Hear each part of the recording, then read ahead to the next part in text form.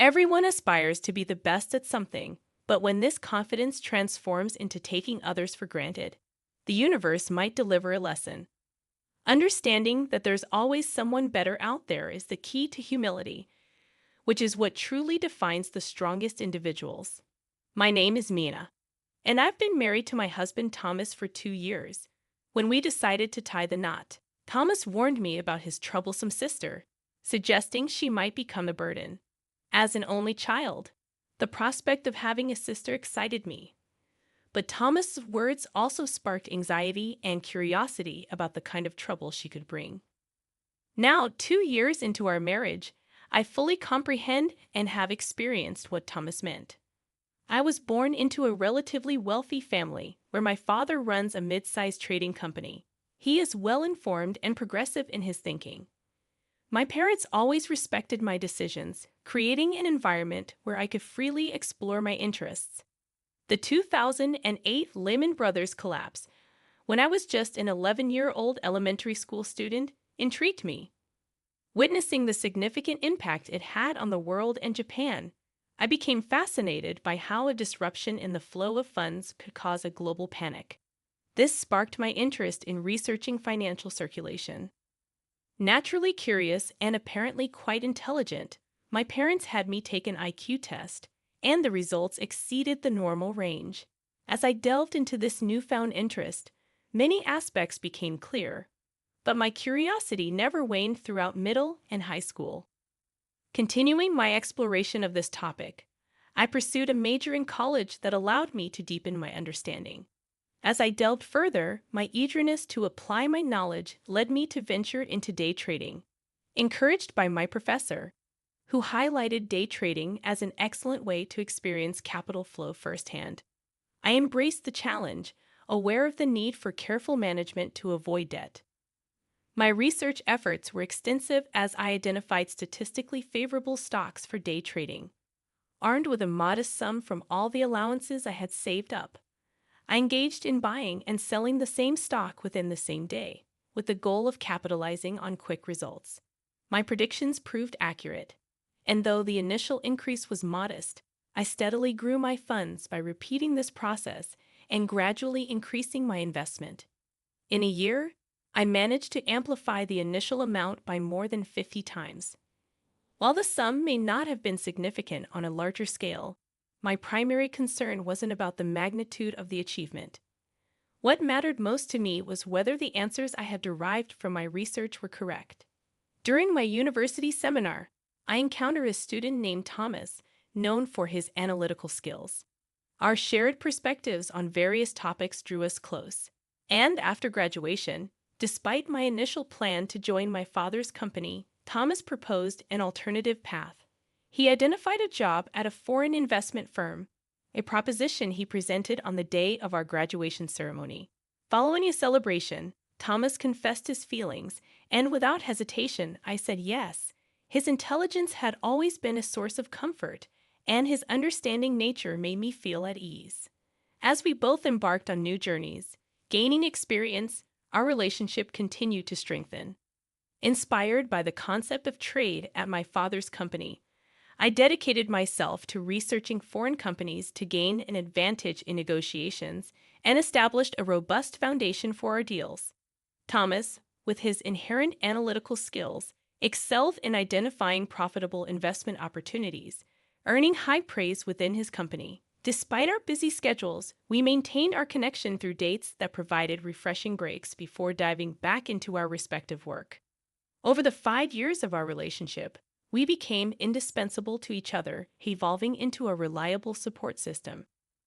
Deeply immersed in our exciting careers, we decided it was the right time to take the next step.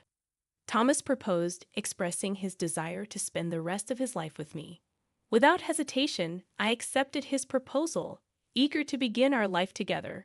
However, when it was time for a family meeting, Thomas disclosed something important about his sister, Alice. According to Thomas, Alice, his sister 2 years younger, was known for being challenging. He cautioned that she might cause some discomfort or inconvenience. Alice, exceptionally bright from a young age, developed a competitive spirit, looking down on others, including Thomas, whom she considered inferior. Even though Thomas was regarded as a prodigy, Alice claimed superiority, joining a rival investment and consulting firm to compete with him in her career. Thomas was worried that his engagement might affect Alice's pride, as she always sought to prove herself superior. Having no close friends and seemingly without a significant other, Alice appeared to harbor insecurities, masked by a brave face. Thomas was concerned about how she might react, fearing that she would intensify her efforts to demonstrate her strength in the face of our engagement. Attempting to reassure Thomas with a light-hearted "it's okay" proved ineffective, as his worry seemed unending. This only heightened my curiosity about his intense sister, Alice. Finally meeting her at a family gathering, her sharp, intelligent beauty was unmistakable, though a certain coldness lingered. Whether that was intrinsic to her nature or a result of my preconceived notions, I couldn't discern. Thomas's parents, in contrast, were kind and humorous, putting me at ease about getting along with them. However, beyond the initial greeting, Alice remained silent, merely eating her meal while scrutinizing me as if assessing my worth. After the meeting, as everyone was leaving, Alice pulled me aside. Curious about the person I would be, she expressed disappointment, dismissing me as just a girl who secured a job at her parents' company and likely slacking off. She asserted her financial prowess, claiming to move large amounts of money and make significant profits, placing herself on a level far superior to mine. According to Alice, Thomas settling for someone like me was disappointing, and she concluded by stating that today's gain was realizing how much I fell short of her standards. Stunned and unsure how to respond, Alice left the room, leaving me there. Thomas returned, noticing I hadn't left with Alice. Concerned, he asked if something had happened. In response to Alice's jab, I laughed it off, assuring Thomas that it was just a minor comment. Thomas apologized for his sister's rudeness, but I reassured him that I wasn't bothered. It didn't hurt, but I couldn't help but wonder what would happen the next time we met, particularly at the wedding. Strangely, I found myself looking forward to it, anticipating the interesting dynamics that might unfold. Surprised by my response, Thomas and I went on to have a grand wedding attended by family, friends, and colleagues from both sides. We pledged our eternal love and reveled in the joyous occasion, but Alice appeared grumpy and irritated right from the start. Thomas had mentioned that Alice had neither friends nor a romantic partner, so I could somewhat understand her feelings, finding it slightly amusing. During a break for a wardrobe change, as I waited for the staff to assist me, Alice entered seemingly without reason. She remarked that my happiness was only for the day and predicted that, as a plain woman, I wouldn't get the spotlight after the wedding, insinuating that I would just leech off Thomas' earnings. Unfazed, I couldn't comprehend how anyone could be satisfied with that. She declared her intentions to climb even higher on her own and find someone better than Thomas for an even grander wedding. With that rapid-fire monologue, a self-satisfied Alice left without giving me a chance to respond. As the staff walked in just after Alice's departure, I burst into laughter at the timing. Apologizing to the puzzled staff, I started changing, realizing that Alice knew how to keep things interesting. Since the wedding, I had no contact with her.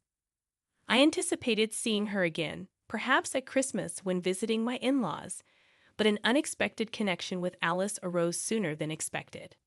My father decided to seek external consulting for asset preservation and expansion at his company. Although I offered to handle it, he insisted on bringing in outside expertise, choosing a specific firm. Upon hearing the familiar name of the consulting firm during negotiations at my father's company, a sense of recognition washed over me, but I couldn't immediately place it. To my surprise, Alice was among the representatives of the firm, and the realization dawned that it was her company. We exchanged surprised glances, but silently agreed to act as if we were meeting for the first time, keeping our sister-in-law relationship a secret from the other team members. When I discussed the situation with Thomas at home, he already knew about it, expressing frustration. He suggested I step away from the project, but I found the situation amusing and laughed it off. Despite my amusement, I had to maintain professionalism during the negotiations. I pointed out flaws and inadequacies in their proposals, supported by logical reasoning that unsettled them. Alice tried to counter with past examples and mathematical evidence, but my responses exposed their weak points, leaving them silent. The meeting ended in my favor, with the other team agreeing to come up with a second proposal for the next meeting. As I relaxed with coffee after they left, I received a phone call meant for me. Answering the phone, it was Alice. She acknowledged my success, but declared that someone as excellent as her couldn't be bested by me. With a parting shot about not needing guidance from someone like me, she hung up. Bursting into laughter, I held the phone, drawing curious glances from nearby colleagues. From that point on, I took full control of the meetings, with their team often scrambling to respond to my points. Alice attempted comebacks but consistently fell short, her frustration visible. When I shared this with Thomas, he revealed that Alice had never been outdone by anyone before. Additionally, he mentioned that Alice had recently faced rejection from a guy she liked, compounding her irritation. I couldn't help but let out a surprised "huh" and stifle my laughter as the consulting project finally concluded successfully. The opposing team leader thanked us, expressing that they had learned a lot. And as everyone dispersed, Alice and I found ourselves alone. Alice, however, was not satisfied with the outcome. "I'm not satisfied with how things went. I'll make sure to get the better of you next time. Just so you know, I am more excellent. I even bought a tower mansion at my age. Only someone as outstanding as me could afford a brand new tower mansion," Alice declared, emphasizing her success as an investor. With that statement, Alice left, and Thomas later confirmed that what she said was true. Alice had indeed found success as an investor and recently bought a tower mansion to live on her own. While acknowledging her undeniable talent and the achievement within her reach, I genuinely wanted to congratulate her. A few days later, on the weekend, I had some business at a tower mansion. As I stopped at a certain mid-level floor, a door opened, and a resident stepped out. The resident and I locked eyes and both exclaimed in surprise. It was Alice. "Why are you here? If you're not invited to the party, did you come to clean?" I questioned.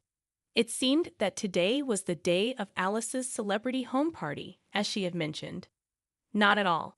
I'm here to deliver something to an acquaintance on this floor." "You have an acquaintance here, and you came down from where?" Alice replied. "Well, my home is on the top floor of this mansion. Naturally, I had to come down." I countered, reminding her that she and Thomas lived in a single-story house because Thomas couldn't handle heights. Alice revealed that the tower mansion was her office and workshop. As we argued loudly in the hallway, a voice behind us asked, "Alice, what's going on?" Alice turned and said, "Sorry, Senior." The woman who had spoken and 3 other women looked at us with concern. "I apologize for not greeting you downstairs.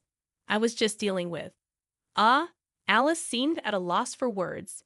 The woman Alice called Senior looked at me, searching her memory, and exclaimed in surprise, "Aren't you Maya?" Alice was visibly confused. The senior explained, "Don't you know? This is Mrs. Mia, our new external board director starting this month. She's also known as the investment goddess whom Alice admires." Alice was speechless at this unexpected revelation, and the senior continued, "Also, she owns a significant share of your company, which made her a board director." Alice was overwhelmed by this unexpected turn of events. The senior added, "Alice, while extremely talented, has a poor reputation regarding teamwork and attitude towards colleagues. If she can't improve, she can't continue working in her current role." Alice was already knocked out by the harsh reality, kneeling and collapsed on the floor. Later, Thomas told me that Alice, once a fierce wolf, had become a small dog. It seemed she finally understood that there's always someone above her. Reflecting on my previous attitude, I felt a bit guilty for finding it all so amusing. Alice has become a lesson for me to never underestimate anyone and to treat others with respect. Thomas apologized for not being more involved in these events, But it's not his responsibility at all. His concern showed his good nature, and I love him all the more for it. My current hope is to start a family with Thomas soon. I can't wait to enjoy life as a family of 3. If Alice changes her mindset and broadens her perspective, she'll surely find friends and a partner soon. One night, I had a dream of a family of 3, and by the end of next year, we'll be a family of 5, triplets from the Cabbage Patch. I woke up sweating but couldn't help laughing at the prospect.